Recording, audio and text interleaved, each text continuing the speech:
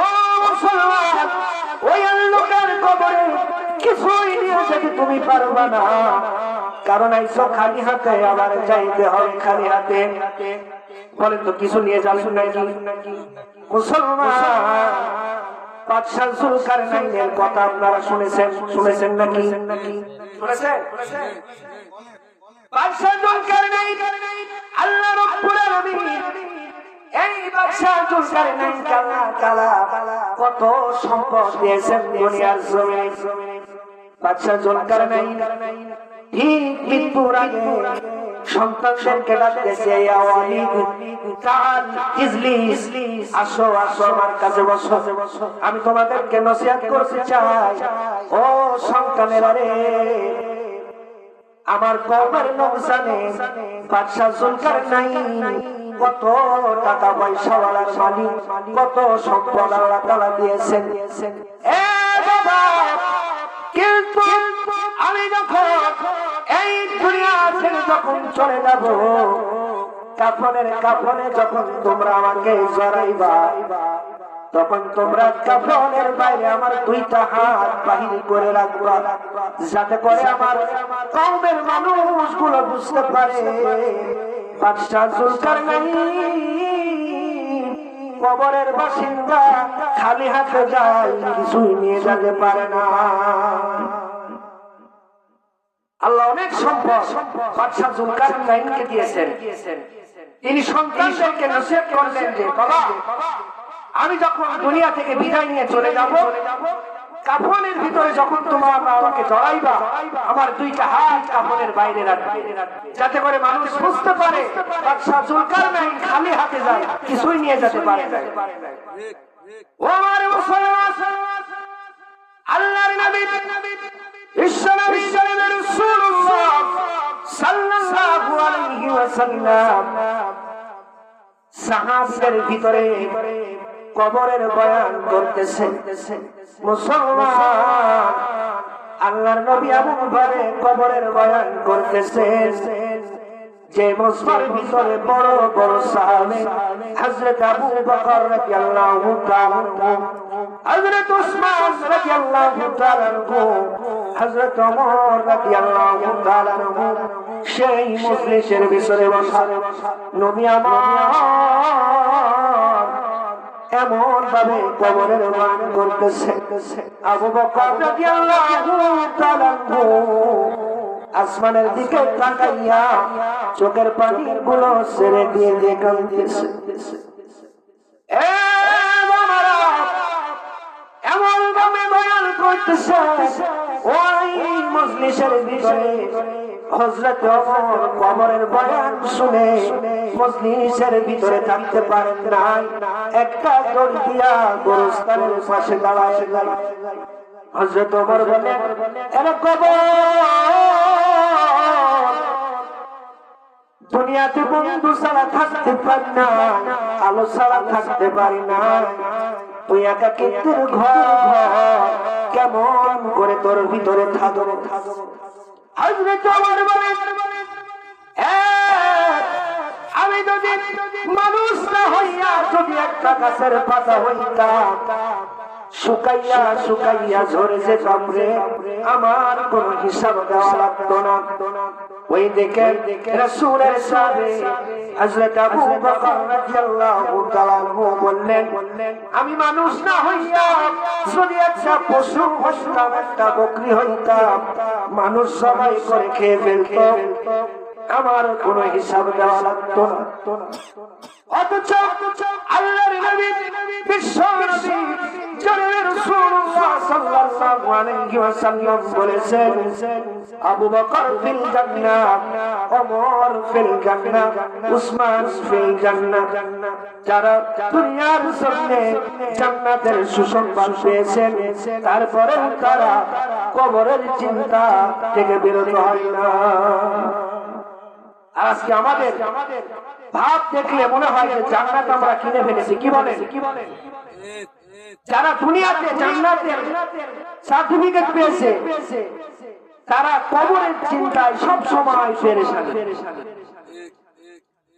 কিতাব এসেছে হযরত ওমর রাদিয়াল্লাহু তাআলা আনহু তিনি একজনকে সাথে রাখতেন শুধুমাত্র মওতের কথা স্মরণ করে দেওয়ার জন্য একজনকে সাথে রাখতেন।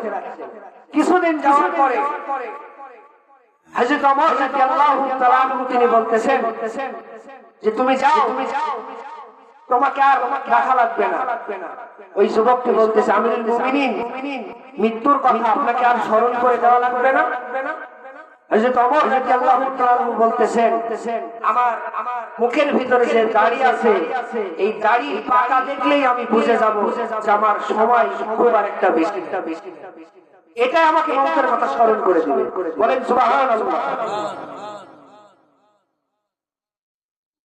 আমার মুসলমান বন্ধুগণ,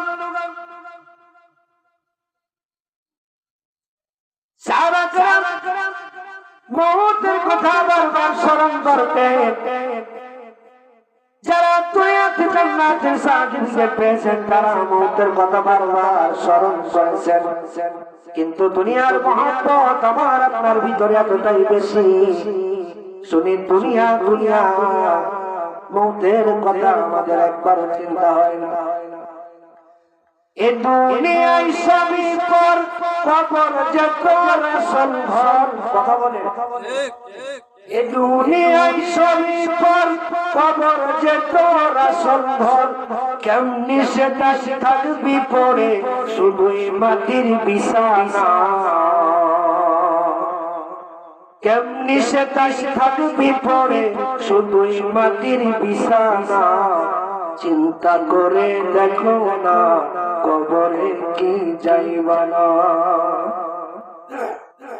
বলেন তো অন্ধকার কবরে বন্ধু কেউ হবে? আছে? দুনিয়াতে আমরা বন্ধু ছাড়া থাকতে পারি না, মা বাবা ছাড়া থাকতে পারি না, আমাদের ভয় হয়। আল্লাহর নবী জন্য বলতেছেন ও দুনিয়ার মানুষ শোনো, এই কবর প্রতিনিয়ত আমাদেরকে ডাকতেছে, ইয়া আইয়ুহান নাস, হে মানুষ, আল কবরুত তুরাব, আমি কবর হলাম মাটির ঘর। মানুষ রে, আমি কবর হলাম মাটির ঘর, যেখানে বিছানাও হবে মাটির, বালিশও হবে মাটির। মুসলমান নরম বালিশ ছাড়া ঘুমাইতে পারি না, নরম বিছানা ছাড়া ঘুমাইতে পারি না রে বাবা। শীতের বেলা থাকতে পারি না, 2-3টা কম্বল লাগে, কিন্তু ওই অন্ধকার কবরে আমার বিছানা শুধু মাটির হবে, কোনো দামি চাদর থাকবে না। কথা বলেন ঠিক কিনা? এই জন্য কবর ডাকতেছি, আল কবর তুরাব, আমি কবর হলাম মাটির ঘর। আল কবরুল ওয়াহিদা, বান্দারে শুনে রাখো, আমি কবর কিন্তু একাকিত্বের ঘর, যেখানে কোনো সাথী নেই। দুনিয়ার জমিনে আমি বন্ধু ছাড়া থাকতে পারি না, আমার বন্ধুর কোনো অভাব নাই, কিন্তু ওই অন্ধকার কবরে আমার কেউ বন্ধু হবে না। কবর বারবার ডাকতেছে, আল কবরুল ওয়াহিদা, আমি কবর কিন্তু একাকিত্বের ঘর। আল কবর গুরফা, কবর বলতেছে আমি অন্ধকারের ঘর, সেখানে কোনো বাতি নাই। বান্দারে, দুনিয়ার জমিনে একটা বাতি যদি চলে যায়, অন্ধকার হইলে আমাদের ভিতরে পেরেশানি কাজ করে। একটা বাতি যাওয়ার পর আর একটা বাতি আমরা জ্বালায়া দিই, অন্ধকার আমরা সহ্য করতে পারি না। কবর বলে বান্দারে, আমি কিন্তু অন্ধকারের ঘর, এখানে কোনো বাতি নাই, বাতি নিয়ে আসি। এই কবর প্রতিনিয়ত আমাদেরকে ডাকতেছে,